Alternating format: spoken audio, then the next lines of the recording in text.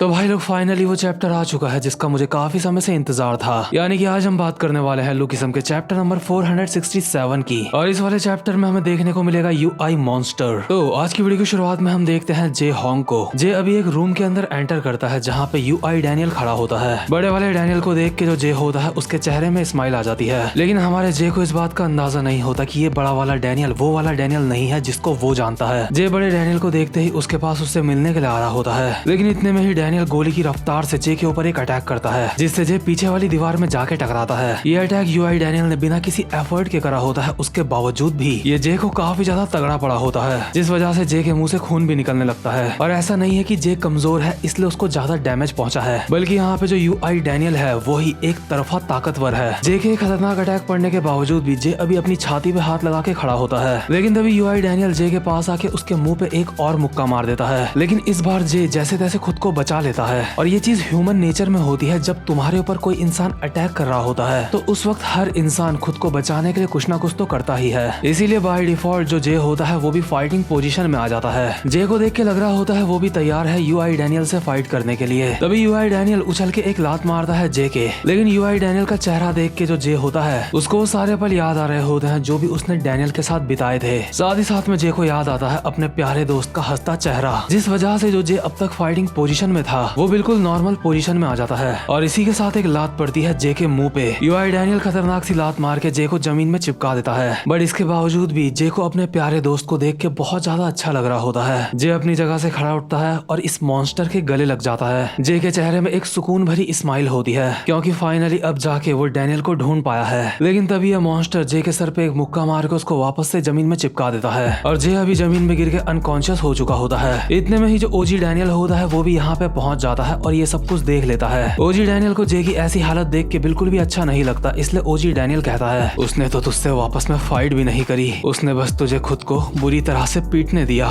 साले हरामजादे, तुझे जे के साथ ऐसा नहीं करना चाहिए था। लेकिन यूआई डैनियल के एक्शंस को देख के तो ऐसा लग रहा है जैसे वो बोल रहा है जे के साथ क्या मैं तो तेरे साथ भी करूंगा। हम देखते हैं जैसे ही डैनियल ये बोल रहा होता है कि तूने ये सही नहीं करा, तभी डैनियल के मुंह पे भी एक खतरनाक सा मुक्का पड़ता है जिससे डैनियल उड़ता हुआ दूर जाता है। बट ये मुक्का पड़ने के बावजूद भी जो ओजी डैनियल होता है अपने मन में बोल रहा होता है जे मेरा दोस्त है, उसने हमेशा मेरा साथ दिया है, जे को हमेशा मेरी चिंता रहती है। जितना अच्छा दोस्त मैं डिजर्व करता हूँ जे उससे भी ज्यादा बेहतर है। अगर कोई जे को नुकसान पहुँचाता है तो मैं ये बर्दाश्त नहीं कर सकता, फिर चाहे वो इंसान मैं ही क्यों ना हूँ, मैं खुद को भी माफ नहीं करूंगा। और ओजी डैनियल एक घुमा के लात मारता है यूआई डैनियल के, लेकिन ओजी डैनियल की ये देख के सिट्टी पिट्टी गुल हो जाती है कि यूआई डैनियल ने उसकी टांग पकड़ ली है। यूआई डैनियल ओजी डैनियल की टांग पकड़ के उसको घुमा के जमीन में पटकता है। इसके बाद बड़ी ही बेरहमी से बगल वाली दीवार में पटक देता है। यूआई डैनियल से इतनी गंदी मार खाते हुए जो ओजी डैनियल होता है अपने मन में कहता है मैं अब तक सोच रहा था कि मैं इसको माफ नहीं करूंगा, लेकिन इस दरिंदे की ताकत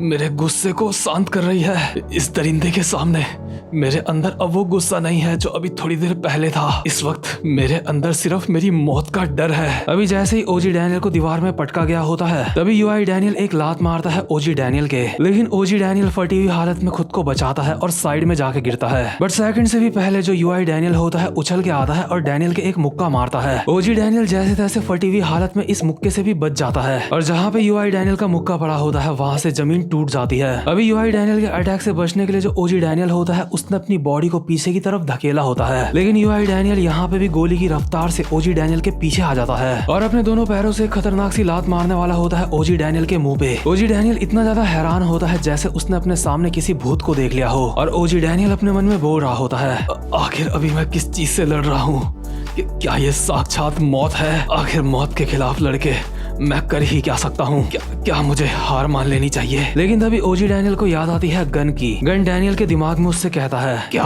तू हार मानना चाहता है, क्या तू दोबारा से भागने की सोच रहा है। और इतने में ही जो यूआई डैनियल होता है ओजी डैनियल के एक अटैक मार के जमीन में लैंड कर जाता है। बट हैरानी वाली बात ये होती है कि जो ओजी डैनियल है उसको यूआई डैनियल के अटैक से डैमेज नहीं पहुंचा होता है, क्योंकि उसने जरूर खुद को बचा लिया होगा जो कि हमें दिखाया नहीं गया। ओजी डैनियल अभी मुश्किल से अपनी जगह पे खड़ा होता है और कहता है नहीं, मैं हार नहीं मान सकता, या फिर कहो मैं हार नहीं मानना चाहता। अब भी ऐसी बहुत सारी चीजें हैं जो मैं करना चाहता हूँ। तुझे देख के ऐसा लगता है तो अपनी स्ट्रेंथ को एडजस्ट करके अपने अपोनेंट से लड़ता है। तू अपने अपोनेंट की स्ट्रेंथ के हिसाब से अपनी स्ट्रेंथ को घटाता या बढ़ाता है तो ठीक है, एक बार फिर से आजा। अब मैं तुझसे अपनी पूरी ताकत के साथ फाइट करूंगा। मेरे पास जो कुछ भी है मैं सब कुछ लगा दूंगा। और अभी ओजी डैनियल तैयार होता है गन, जेम्स ली, टेसोमा और जिचैंग क्वैक की स्किल्स के साथ फाइट करने के लिए। और इन लोगों की स्किल्स के साथ फाइट करने का मतलब ये है कि ओजी डैनियल काफी ज्यादा ताकतवर हो जाएगा। लेकिन यार यूआई डैनियल के सामने घंटा फर्क नहीं पड़ता कि तुम कौन हो, कहाँ से आए हो, तुम कोई लेजेंड हो या फिर किंग हो या फिर कोई डेविल हो। यूआई डैनियल सबको एक समान नजरों से देखता है। जहाँ ओजी डैनियल स्टाइल में खड़ा होता है यूआई डैनियल से फाइट करने के लिए, इतने में ही यूआई डैनियल एक मुक्का मारता है ओजी डैनियल के मुंह पे। इससे पहले कि ओजी डैनियल दर्द को महसूस कर पाता, तभी यूआई डैनियल एक कोहनी मारता है ओजी डैनियल के पेट में। ओजी डैनियल की हालत अब भी काफी ज्यादा खराब होती है और वो अपने मन में बोल रहा होता है, ये अपने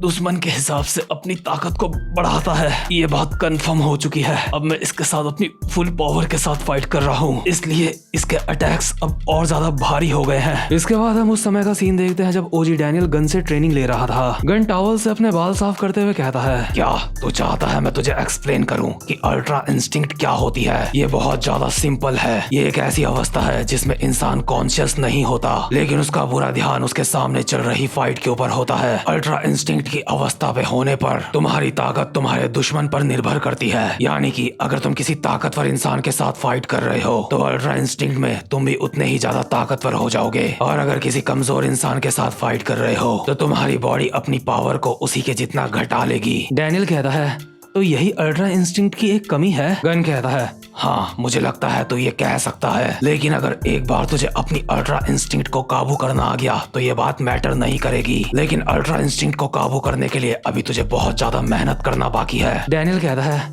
अच्छा तो फिर अगर हमारा जो दुश्मन है वो अल्ट्रा इंस्टिंक्ट स्टेट में है तो हम अपने दुश्मन को कैसे हरा सकते हैं? गन कहता है, तुझे एक स्ट्रेटजी बनानी होगी। डैनियल कहता है, क्या स्ट्रेटजी? गन कहता है, तुझे अल्ट्रा इंस्टिंक्ट की कमजोरी को अपने फायदे के लिए इस्तेमाल करना होगा। तुझे अपनी क्षमताओं को छुपाना पड़ेगा। सबसे पहले तुझे अपनी फाइट करने की हिम्मत को छुपाना पड़ेगा, और जब तेरे सामने एक अल्ट्रा इंस्टिंक्ट वाला दुश्मन होगा वो तेरी नकली क्षमताओं को देखेगा, क्योंकि तूने असली क्षमताएं अपनी छुपा ली है। ऐसे में वो अपनी अल्ट्रा इंस्टिंक्ट को एडजस्ट करके तेरे पावर लेवल पे ले आएगा, यानी कि वो अपनी पावर को कम कर देगा, और उसी समय तुझे उसे अपनी असली पावर दिखानी होगी। और होता भी यही है। जो ओजी डैनियल होता है एक जगह पे खड़ा होता है। ओजी डैनियल को देख के ऐसा लग रहा होता है कि जैसे उसकी हालत काफी ज्यादा खराब हो चुकी है और वो काफी ज्यादा कमजोर हो चुका है। इसलिए यूआई डैनियल अपनी पावर को उसी के हिसाब से एडजस्ट करके उछल के डैनियल के ऊपर एक लात मारता है। लेकिन इतने में ही डैनियल अपने असली रंग दिखा देता है। ओजी डैनियल किंग ऑफ एंशन की तरह एक मुक्का मारता है यूआई डैनियल के पेट में। इसके बाद किंग ऑफ चंगचांग की तरह एक हैंड ब्लेड यूआई डैनियल के मुंह पे, जिससे कि ओजी डैनियल यूआई डैनियल को जमीन में चिपका देता है। इसके बाद ओजी डैनियल लगातार यूआई डैनियल के ऊपर काफी सारे हैंड ब्लेड्स मारता है, या कहो हैंड ब्लेड की यूआई डैनियल के ऊपर बारिश कर देता है। यूआई डैनियल परफेक्टली डैनियल के जाल में फंस चुका होता है। इसके बाद डैनियल अपने हैंड ब्लेड को कन्वर्ट करता है एक मुक्के में, जो कि फाइटिंग स्टाइल होता है द ग्रैंड मास्टर गन का। और गन के फाइटिंग स्टाइल के साथ जो ओजी डैनियल होता है एक मुक्का मारता है यूआई डैनियल के, जिससे यूआई डैनियल काफी ज्यादा दूर जाके गिरता है। बट इससे पहले कि यूआई डैनियल जमीन से टकराता, इतने में ही OG Daniel the one man club यानी कि लेजेंड ऑफ फर्स्ट जनरेशन की तरह उछलते हुए आता है और एक खतरनाक सी लात मारता है यूआई डैनियल के ऊपर। बट ये लात मारते ही ओजी डैनियल का चेहरा हैरान सा नजर आ रहा होता है। इसके बाद हम एक पुराना सीन देखते हैं जहाँ पे गन डैनियल को बोल रहा होता है, क्या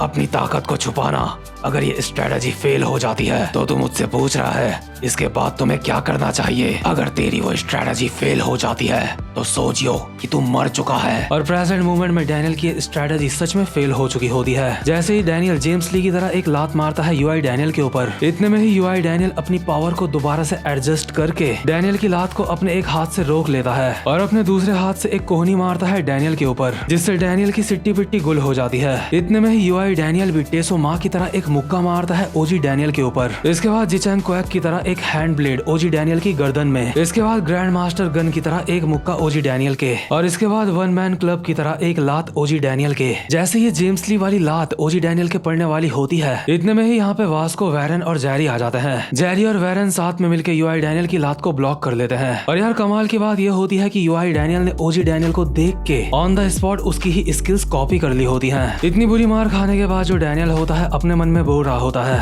आखिर ये कैसे हो सकता है? मेरे पास बस एक यही मौका था लेकिन मैं हार गया। तो तो यही अंत है मेरा। और इसी के साथ ओजी डैनियल की तो पूरी तरह से बत्ती गुल हो जाती है, वो अनकॉन्शियस हो चुका होता है। वास्को ओजी डैनियल को संभालते हुए कहता है, लगता है हम यहाँ पे वक्त पे आ गए। इसके बाद वैरन यूआई डैनियल को देख के कहता है, लगता है अभी ये उस अवस्था में है जिसकी मैंने सिर्फ अफवाहें सुनी हैं। जेरी, क्या तू अपनी इस कंडीशन में इसके साथ फाइट कर पाएगा? जेरी कहता है, मैं भी तुझसे यही सेम चीज पूछना चाहता हूँ। मैं समझ सकता हूँ अगर तू यहाँ से डर के मारे भागना चाहता है, इसमें कोई भी शर्मनाक बात नहीं है। वैसे भी हमारा सामना एक मॉन्स्टर से है। और ये दोनों ही एक दूसरे को कहते हैं, चाहे जो हो जाए बस मरना मत। और वहीं जो वास्को होता है ओजी डैनियल को चिल्ला चिल्ला के बोल रहा होता है, छोटे डैनियल उठ जा, क्या बड़े डैनियल ने तुझे मारा है? आखिर तुम दोनों आपस में फाइट क्यों कर रहे थे? तुम दोनों तो दोस्त थे, है ना? छोटे डैनियल। और बस इसके बाद वास्को की आवाज आना बंद हो जाती है। वैरन और जेरी पीछे पलट के वास्को की तरफ देखते हैं, लेकिन वहाँ पे उन्हें दिखाई देता है ओजी डैनियल, जो कि अनकॉन्शियस होने के बावजूद भी अपनी जगह पे खड़ा होता है। ओजी डैनियल की सांसें बिल्कुल फोकस्ड हो चुकी होती हैं और आंखें पूरी काली। और काली आंखों का मतलब मुझे नहीं लगता कि आप में से किसी को भी समझाने की जरूरत है। और फाइनली पहली बार बिग यूआई डैनियल की काली आंखें और ओजी डैनियल की काली आंखें आपस में मिलती हैं, यानी कि अब साक्षात दो दरिंदे एक दूसरे के आमने सामने हैं। लेकिन इससे पहले कि ये दोनों यहाँ पे तबाही मचाएं, ये वाला चैप्टर यहीं पे खत्म होता है। और भाई लोग, अगर आपको ये वाला चैप्टर जरा सा भी पसंद आया हो तो वीडियो को लाइक करना बिल्कुल भी मत भूलना, क्योंकि इससे मुझे मोटिवेशन मिलती है आगे वीडियोस बनाने की। तो भाई लोग, अब मैं मिलता हूँ आपसे अपनी नेक्स्ट वीडियो में, तब तक के लिए गुड बाय।